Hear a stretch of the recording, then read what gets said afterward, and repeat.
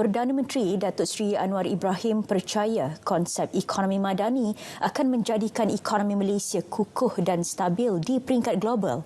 Malah ia juga mampu meningkatkan kualiti kehidupan rakyat ke arah lebih baik. Beliau bercakap dalam ucap tamanya di persidangan meja bulat Asia Pasifik APR ke-36 di Ibu Negara. Tambah beliau, ASEAN mempunyai potensi perkembangan ekonomi yang besar berikutan kedudukannya yang strategik. Justru perlu menjadi sebuah wilayah yang stabil dan bersatu walaupun terdapat konflik melibatkan kuasa besar seperti China dan Amerika Syarikat. Kerajaan negeri dan persekutuan seharusnya sehaluan bagi memastikan pembangunan dapat diteruskan tanpa gangguan. Menteri Ekonomi Rafizi Ramli berkata perkara itu penting bagi menyegerakan pembangunan dan pertumbuhan ekonomi. Tambahnya, objektif itu sukar dilaksana jika dua pihak mempunyai pendirian yang berbeza. Malah aspek perbezaan itu akan menimbulkan sentimen politik terhadap pembangunan negeri.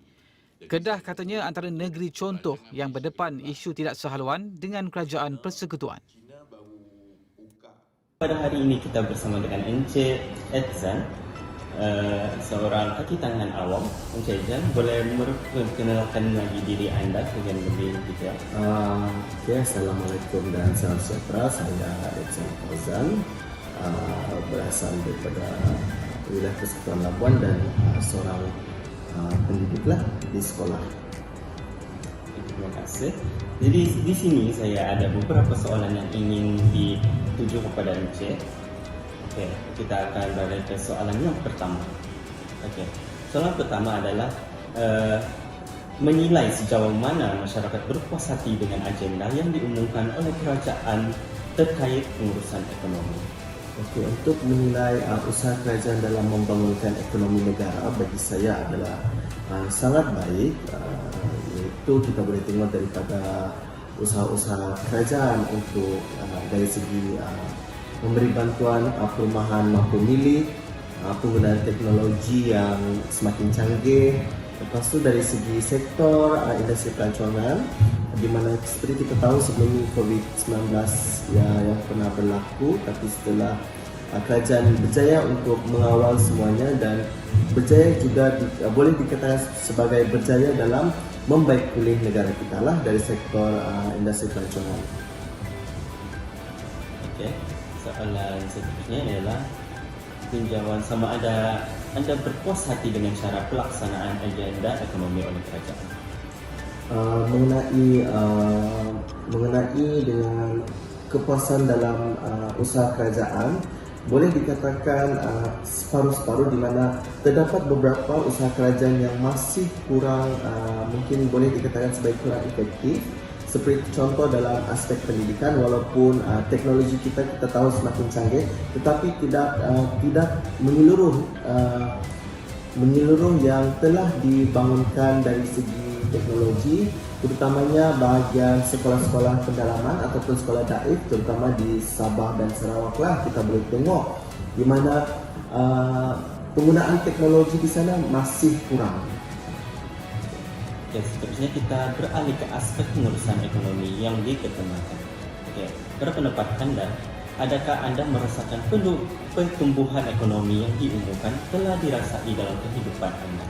Okey, mengenai merasai daripada usaha-usaha kerajaan ini, bagi saya masih lagi kurang, di mana pendapat saya kita boleh tengok daripada sektor kabinet KK, iaitu lebih kepada ke arah kawalan barang-barang keperluan. Walaupun kerajaan telah berjaya mengawal harga kawalan barangan, terutama barang kawalan seperti gula, minyak, tetapi terdapat isu lain yang sepatutnya dititik beratkan, seperti contoh untuk mendapatkan keperluan tersebut, iaitu pengguna susah untuk mendapatkan bahan-bahan keperluan tersebut walaupun harga kawalan sudah diberi. Maksudnya saya sendiri, walaupun saya sendiri saya tidak merasa kata orang harga kawalan tersebut sebab susah untuk mendapat barang keperluan. Okey, seterusnya adalah penilaian terhadap upaya kerajaan dalam mengawal kos kehidupan dan memastikan harga barang kekal terkawal. Okey, bagi saya ya memang kata orang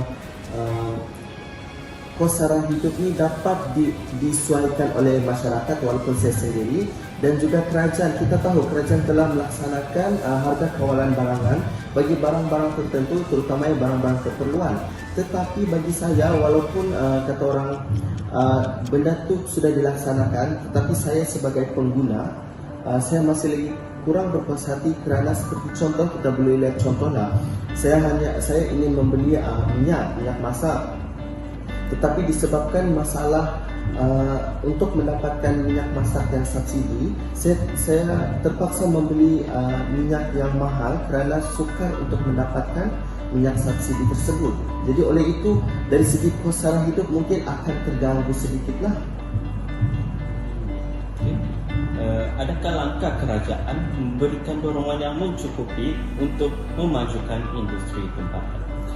Bercerita mengenai industri tempatan ini lebih kepada yang banyak yang kita tahu adalah IKS, iaitu industri kecil dan sederhana, di mana peniaga-peniaga tempatan melakukan aktiviti untuk pendapatan harian mereka maupun untuk ekonomi lah. Jadi mengenai usaha kerajaan ini, bagi saya setuju ya, sebab selalunya pelbagai manfaat yang telah dapat oleh IKS, contoh kerajaan telah memberi modal untuk mereka melaksanakan pinjaman modal untuk mereka menjalankan perniagaan mereka. Selain daripada itu, mereka juga telah mendapat kursus cara pengendalian makanan ataupun kata orang cara menguruskan perniagaan secara percuma. Itu kita boleh nampaklah. Kemudian kita akan pergi ke penilaian terhadap langkah diambil mengatasi isu pengangguran dan meningkatkan peluang pekerjaan.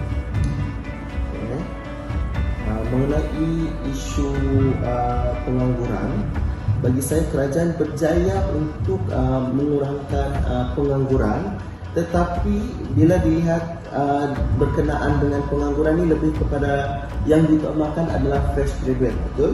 So fresh graduate ni lepas habis belajar, habis tadi confirm mereka akan mencari kerja. Jika mereka tidak mencari kerja, itu seolah-olah mereka ni ke arah pengangguran.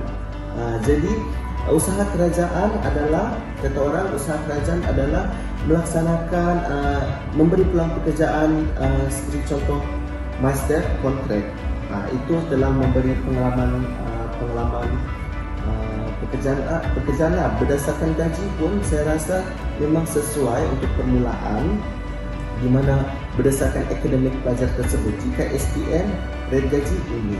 Jika diploma, rate gaji ini. Jika ijazah, rate gaji ini. Jadi bagi saya memang sesuailah master itu dilaksanakan dan memberi peluang pekerjaan. Jadi isu pengangguran pun dapat kita kurangkan. Okey.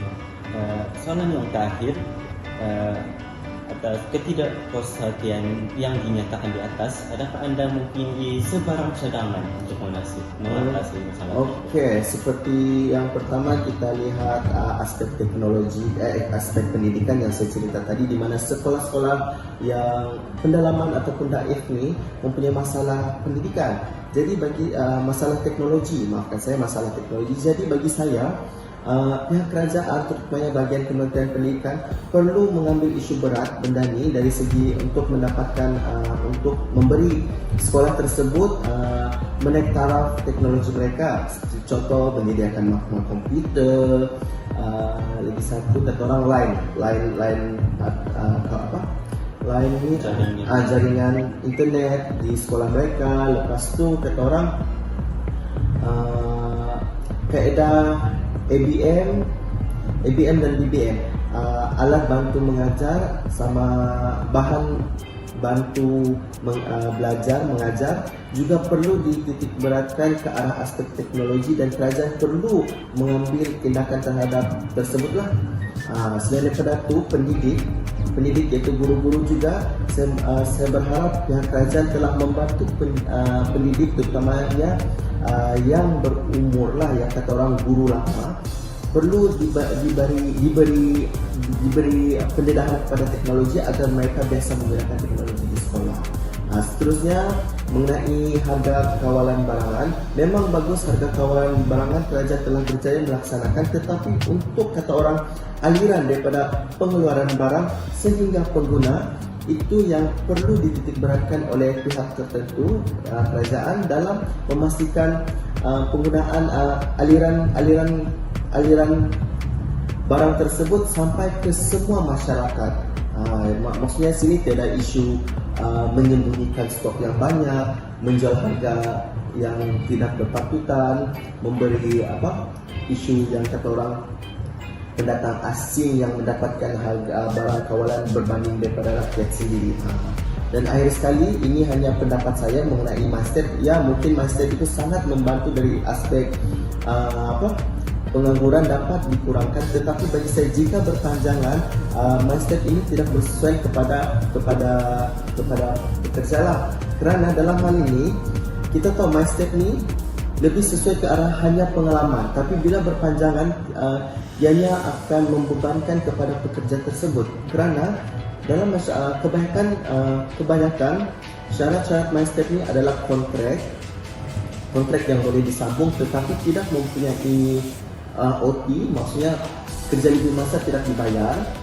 Lepas tu elam pun tidak seperti mana penjawat awam yang dapatlah sama tiada kenaikan gaji. Jadi bila bulan ini berpanjangan, tidak adillah kepada mereka yang menjawab MyStep, tetapi dalam jangka yang panjang. Itu sajalah pendapat saya. Okey, kini berakhirlah sudah sesi temubuan kita pada hari ini. Jadi saya ingin mengucapkan ribuan terima kasih kerana sudi meluangkan masa dan share bersama kami pada hari ini. Okey, terima kasih juga.